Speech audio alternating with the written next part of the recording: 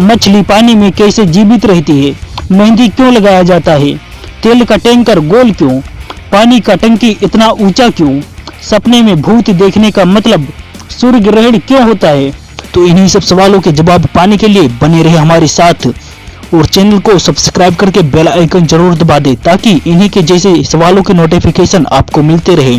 कई लोगों को यह भ्रम होता है कि इसे ऊंचाई पर इसलिए बनाया जाता है ताकि पानी सुरक्षित रहे और जमीन पर किसी के द्वारा जाने में प्रदूषित ना हो। लेकिन टंकी को ऊंचाई पर बनाने की असली कारण है बिजली की थोड़ी बचत। ऊंचाई पर होने के कारण पानी वितरण में गुरुत्वाकर्षण बल और पानी के दबाव का फायदा मिलता है, जिससे पानी का वितरण बिजली की कम से कम खपत में अधिक दूरी तक पहुंचाया जा सकता है और नजदीकी दूरी के लिए बिजली और मोटर की भी आवश्यकता नहीं रहती।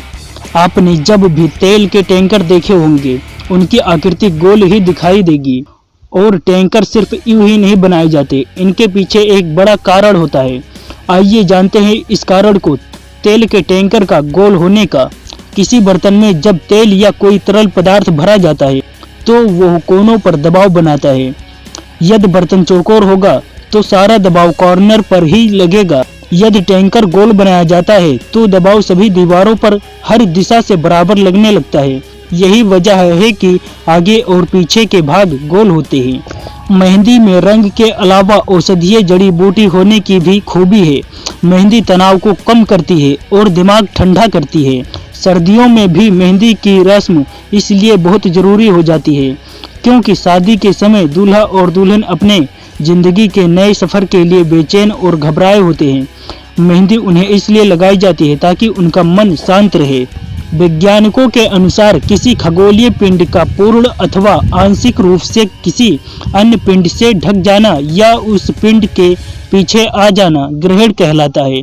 खगोलीय पिंड किसी अन्य पिंड ढक जाने पर नजर नहीं आता तो उसे ग्रहण कहते हैं। सूर्य ग्रहण तब कहा जाता है पृथ्वी और सूर्य के बीच चंद्रमा के आ जाने पर सूर्य ढक जाता है और पृथ्वी के कुछ हिस्सों पर से सूर्य का नजर नहीं आना सूर्य ग्रहण कहलाता है। जब सूर्य पूर्ण रूप से या आंशिक रूप से चंद्र द्वारा ढक जाने पर सूर्य नजर नहीं आता तो उसे सूर्य ग्रहण अथवा आंशिक सूर्य ग्रहण कहा जाता है। वो हिस्सा जहां पूर्ण सूर्य ग्रहण होता है वो अम्ब्रा कहलाता है। वो हिस्सा जहां पूर्ण सूर्य ग्रहण नहीं होता है या आंशिक सूर्य ग्रहण होता है उसे पीनम्ब्रा कहलाते हैं। मनुष्य के पास सांस लेने के लिए नाक होती है, जबकि मछली अपने गलफड़ों की सहायता से सांस लेती है।